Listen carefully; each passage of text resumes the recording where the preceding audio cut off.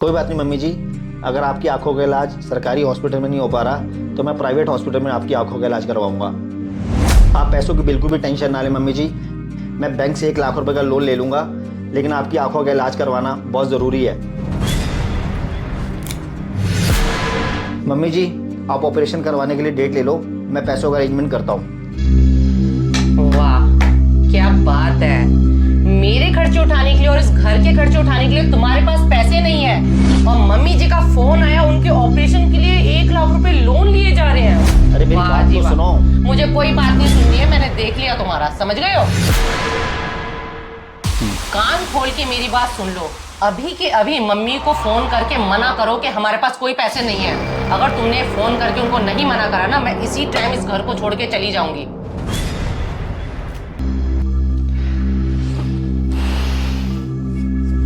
अब मैंने मम्मी जी को उनकी आंखों के इलाज के लिए बोल दिया है। अब उनको मना करूंगा तो उनको बुरा लगेगा। तुम सोच लो एक बार। सोचने की कोई जरूरत ही नहीं है। उनको बुरा लगे या सही लगे, मुझे उससे क्या।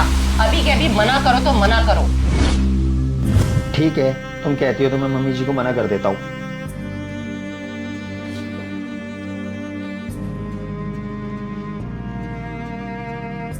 हेलो मम्मी जी, कुछ फाइनेंशियल प्रॉब्लम आ गई है तो मैं आपकी आंखों का इलाज नहीं करवा पाऊंगा, तो प्लीज़ आप अपना देख लेना।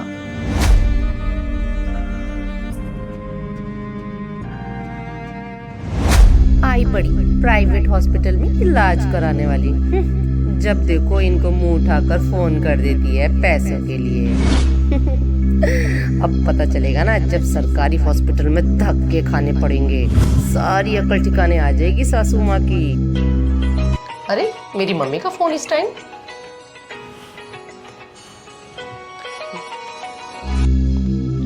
हेलो। हेलो बेटा। हाँ जी मम्मी। बेटा सब ठीक चल रहा है ना? हाँ मम्मी, सब कुछ ठीक चल रहा है। आप ऐसे क्यों पूछ रहे हो? नहीं नहीं बेटा, अभी अभी मेरी दामाद जी से फोन पर बात हुई थी। बेटा दामाद जी ने कहा वो मेरी आंखों का इलाज प्राइवेट हॉस्पिटल में करवा देंगे। मम्मी आपकी आंखों का इलाज? लेकिन फिर अचानक उनका फोन आ गया, कहने लगे मम्मी जी पैसों की तंगी आ गई है। ऐसा क्या हो गया बेटा? नहीं मम्मी, सब कुछ ठीक है। मैं आपको थोड़ी देर में फोन करती हूँ उनसे बात करके।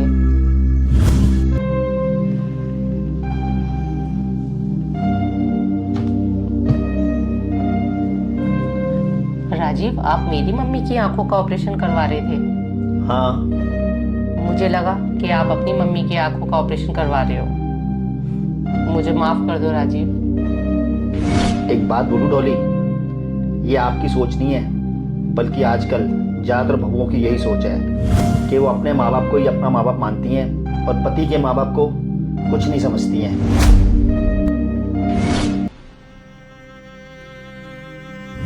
जिस तरीके से तुम लड़कियों के माँ बाप तुम्हें बहुत ही प्यार से पाल पोस के बड़ा करते हैं ना, उसी तरीके से हम लड़कों के माँ बाप भी हमें बहुत अच्छे से प्यार से पालते हैं। और जिस तरीके से तुम लड़कियों को संस्कार मिलते हैं ना, उसी तरीके से हम लड़कों को भी अच्छे संस्कार मिलते हैं। ज़्यादातर माँ बाप का यही अरमान होता है कि बड़े ही चाव से अपने बेटे की शादी करेंगे, बहू लाएंगे और बहू हमारी सेवा करेगी, हमारी सुख दुख की साथी बनेगी। लेकिन होता क्या है, इसके बिल्कुल उलट। बहुत ही अफसोस है मुझे कि ज़्यादातर माँ बाप की ज़िंदगी उनके बेटे की शादी के बाद और भी ज़्यादा मुश्किल हो जाती है। और हम लड़कों का भी एक सपना होता है कि एक अच्छी लड़की हमारे घर में आए, हमारे घर को संभाले और हमारे माँ बाप का सहारा बने।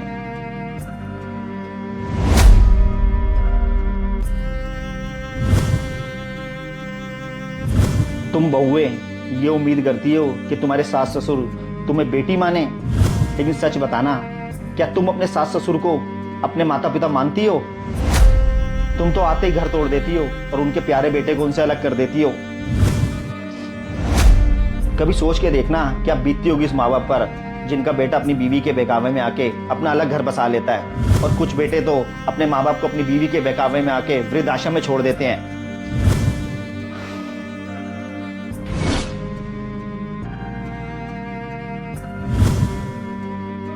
वैसे एक बात तो बताना, तुम लड़कियां ये कैसे भूल जाती हो कि तुम्हारे भी घर पर तुम्हारे भी माँ बाप हैं, तुम्हारे भी भैया भाभी हैं, और जब तुम्हारी भाभी सेम वही सलूक तुम्हारे माँ बाप के साथ करती है, जो तुम अपने सास ससुर के साथ करती हो, तब तुम्हारा कलेजा फट जाता है।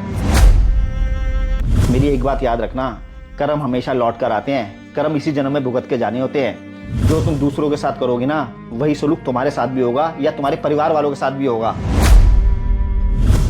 आई एम सॉरी राजीव, मुझे पता है आपने कभी मेरे मम्मी पापा और अपने मम्मी पापा में कभी भी फर्क नहीं समझा। गलत थी मैं। देखो डॉली, कोई भी रिश्ता इंसान नहीं बनाता, सब रिश्ते ऊपर से बनकर आते हैं। बस इनको संभाल के रखना हमारी जिम्मेदारी है और हमारा फर्ज है। आई एम सॉरी राजीव, मैं बहुत ही गलत थी और थैंक यू मेरी आंखें खोलने के लिए।